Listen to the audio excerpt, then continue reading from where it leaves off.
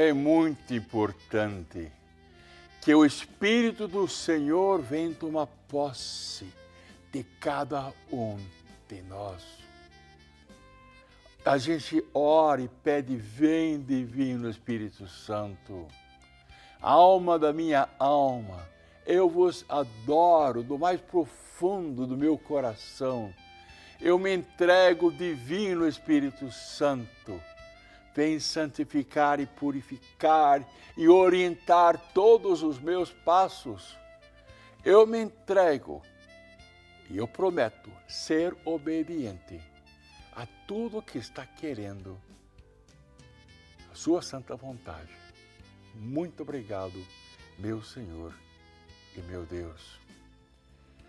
João Batista foi um instrumento na vida de Jesus. João, cheio do Espírito Santo, estava no Rio Jordão, batizando. E todo o povo veio até ele e perguntaram, João, você é o Cristo? Ele disse, eu vos batizo em água, mas eis que vem outro mais poderoso do que eu, a quem não sou digno de lhe desatar a correia das sandálias. Ele vos batizará no Espírito Santo e no fogo. João Batista estava falando de Jesus, que Jesus mergulharia cada um de nós no Espírito Santo, e o fogo do amor de Deus viria para cada um de nós que clamamos e pedimos. Ele tem a pá na mão e limpará a sua eira. Recolherá o trigo ao seu celeiro, mas queimará as palhas no fogo inextinguível. João estava lá no Rio Jordão, pregando uma conversão, batizando as pessoas para que fossem purificados. E o próprio Senhor Jesus Cristo foi até ele. Quando todo o povo ia sendo batizado, também Jesus o foi. Estando ele a orar, Jesus estava pedindo a plenitude do Espírito Santo. O céu se abriu, o Espírito Santo desceu sobre ele em forma corpórea, como uma pomba. E veio do céu uma voz, Tu és o meu filho bem amado, em ti ponho minha afeição. Eu fico imaginando Jesus, adoradora. Sim, Maria, adoradora. José, certamente, um homem de profunda oração, adorando. E Jesus também. Mas algo aconteceu lá no Rio Jordão. Aconteceu com a humanidade dele, com a natureza humana dele. Desceu o Espírito Santo sobre ele, ele foi ungido com o Espírito Santo. E Jesus poderia dizer, o Espírito do Senhor está sobre mim, tomou posse da minha humanidade. E agora ele me mandou evangelizar. Jesus, o carpinteiro, abandonou aquela profissão e passou a ser o mestre, não é? O mestre. Começou a vida pública dele. Eu fico imaginando que durante a vida pública de Jesus, ele se levantava de manhã cedo e adorava, amava, escutava a voz de Deus, recebia as orientações de nosso Senhor Jesus Cristo. Jesus chegou a recomendar que todos nós passássemos a ser verdadeiros adoradores. Sim, o Pai deseja verdadeiros adoradores. Então Jesus tinha uma vida de oração e de adoração, adorando um Pai em espírito e em verdade. O Espírito do Senhor está sobre mim, porque o Espírito Santo me ungiu O Espírito Santo enviou-me para anunciar a boa nova aos pobres, para sarar os contritos de coração, para anunciar aos cativos a redenção, aos cegos a restauração da vista, para pôr em liberdade os cativos, para publicar o ano da graça do Senhor.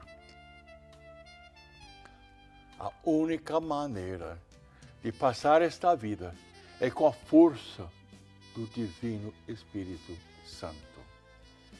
Existe o que se chama um batismo do Espírito Santo. Batismo quer dizer mergulho.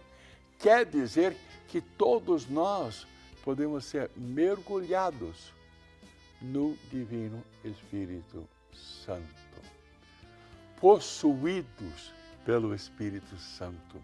E esta força espiritual, o Divino Espírito Santo, nos leva a ter uma comunhão mais profunda com nosso Deus. Sim, pessoas cheias do Espírito Santo. Toda a vida pública de Jesus foi movido pelo Divino Espírito Santo. Jesus conhecia muito bem a palavra de Deus, o Antigo Testamento, e o Pai falava com ele através da ação do Espírito Santo sobre as lições que ele iria dar. Então, muita palavra de sabedoria, muita palavra de ciência. Jesus conhecia os corações das pessoas, o pensamento das pessoas. Foi tudo pela ação do Espírito Santo. É uma grande lição para nós. Você gostaria de ter uma vida pública? Sim. Uma vida orientada por Deus? Sim. Que bom. Convoca o Divino Espírito Santo. Você gostaria de ter uma oração mais profunda? Gostaria de ouvir a voz de Deus? Saber a vontade de Deus é pela ação, pelo sopro do Divino Espírito Santo que isto pode acontecer. Obrigado, meu Senhor e meu Deus. Obrigado pela vida espiritual que nós já temos, pela vida espiritual que podemos ter. Todo louvor e toda glória, todo o nosso amor a você, Jesus, ao Pai e ao Espírito Santo. Você quer ser um verdadeiro adorador? Abra-se ao Espírito Santo. Ele vai dar graça para você.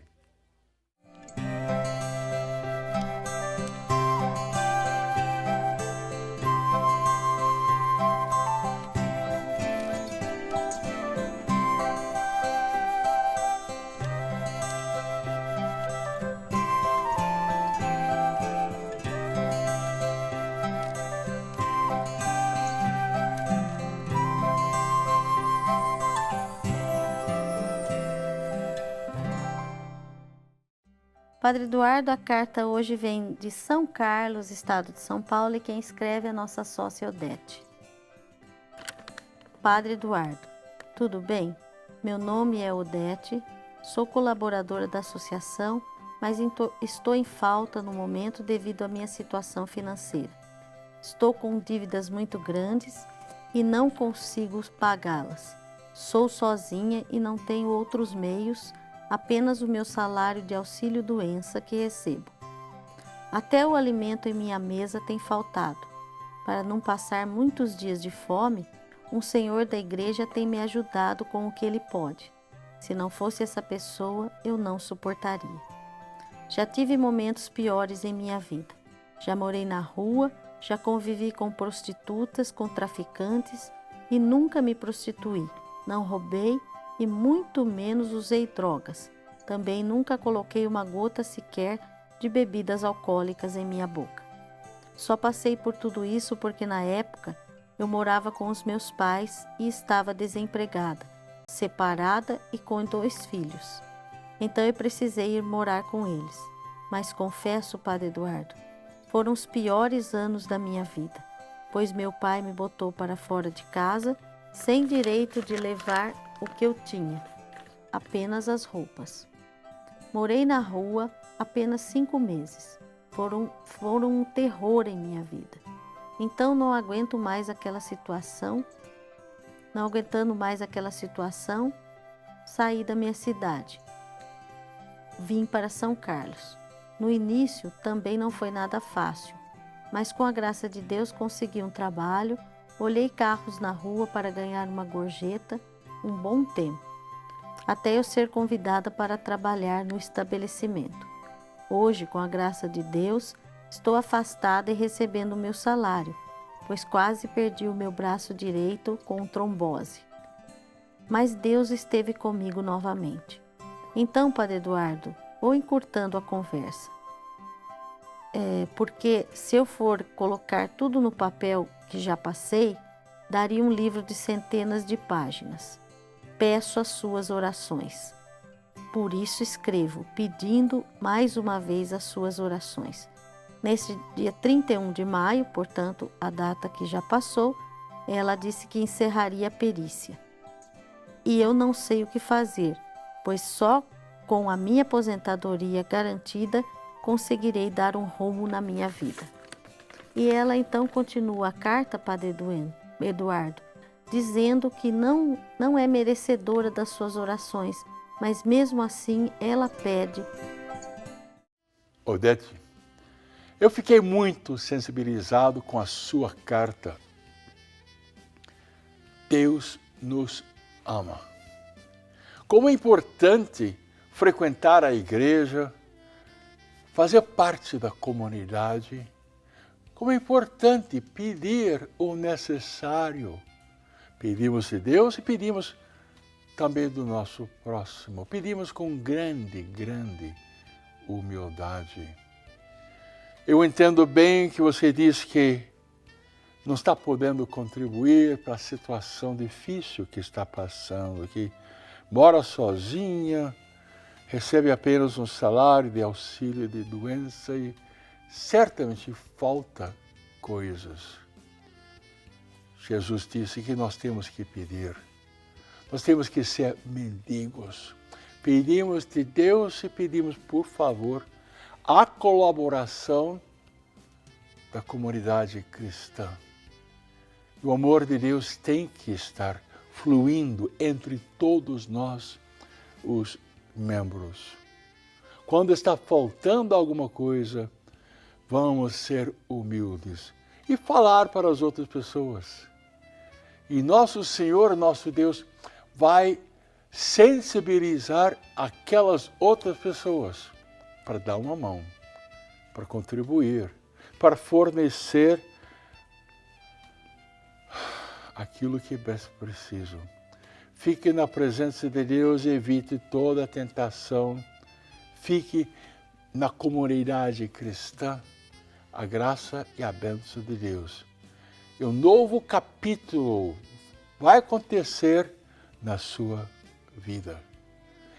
Nenhum de nós merecemos as graças e as bênçãos de Deus, mas acontece que Deus nos ama muito. Odete Aparecida, Deus nos ama muito. Ó meu Pai, Pai nosso, queremos orar por nossos irmãos e irmãs que estão passando por grandes dificuldades. Por favor, manda a sua bênção e as coisas necessárias para todas essas pessoas. Em nome do Pai, e do Filho, e do Espírito Santo. Amém. Meu Senhor.